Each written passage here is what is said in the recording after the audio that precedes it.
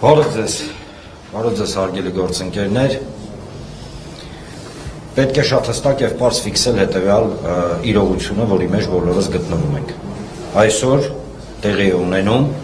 քվեյա ավազակություն, թեկուզ այսենց կարող ենք անվանել այն խուժանությունը, որին մենք ականատես ենք։ Կարող եմ ասել հետևյալը. հիշում եք չէ, նախընտրական փուլում մի մարդ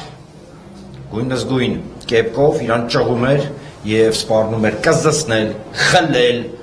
չգիտեմ, գետնով տալ և այլն։ Այո, այսօր իրենք փորձում են խլել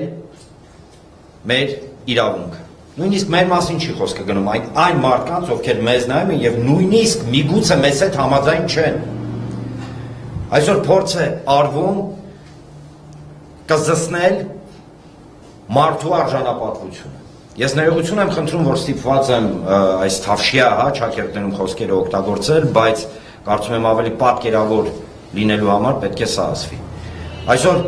փորձ է արվում գետնով տալ նույնիսկ այն մարդկանց իրավունքը որոշել, նույնիսկ այն մարդկանց, ովքեր կրկնում են մեզ հետ համաձայն չեն միգուցե, բայց այստեղ խնդիրը բնավ միայն մենք չենք։ Գետնով տալ մեզ բոլորիս։ Հիշում եք, չէ՞ մի արտահայտություն էր արել Փաշինյանը, որ ասել էր, եթե հանգարց գետ մեկ քվե, բան արվի, տենց ինչ որ, չգիտեմ, կեղծարարություն արվի իրենց կողմից եւ այլն, ապա ինքը իր ձեռքերը կկտրի։ Մենք հումանիստ ենք, մենք չենք ուզում, որ Նիկոլ Փաշինյանը իր ձեռքերը կտրի, անկեղծ եմ ասում։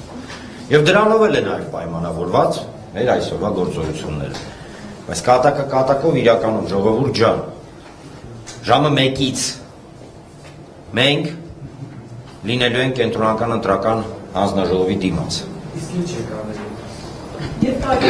Ես վերջացնեմ, լինելու ենք այնտեղ։ Ֆրազը ինչ եք անելու, վստահաբար խորոված և քյաբաբի փարթիներ չենք անի, ինչպես ոմանք, երբ որ տենց ինչ-որ ուրիշ տեղեր հավաքվում էին։ Եվ այստեղ շատ կարևոր է բոլորիս համար հասկանալ հետևյալը։ Այո, այս բոլոր գործողությունները ոչ թե երկարաժամկետ առումով ազդեցություն են ունենալու Հայաստանի վրա, իհարկե ունենալու են։ Խնդիրը ընդամենը հետևյալն է։ Եթե ձեզ այսօր ջարդեցին, ձեզ, այն մարդկանց, ովքեր իրենց քվեի համար պատրաստ են, իրանց իրավունքի համար,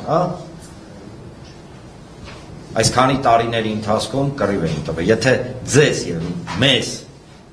ջարդեցին, վաղը վստահաբար ջարդելու են Հայաստանի Հանրապետությունը, ինչը բնավ նույնիսկ չներթացնում, շնորհակալություն։ Կներեք, բայց մի հարց էլի, քանի որ Սիրելի լրագրողներ ջան, կներեք, ես հիմա մենք նախ հայտարարել ենք, որ այո, ԲՀԿ-ն սկսում է քայլերի շարք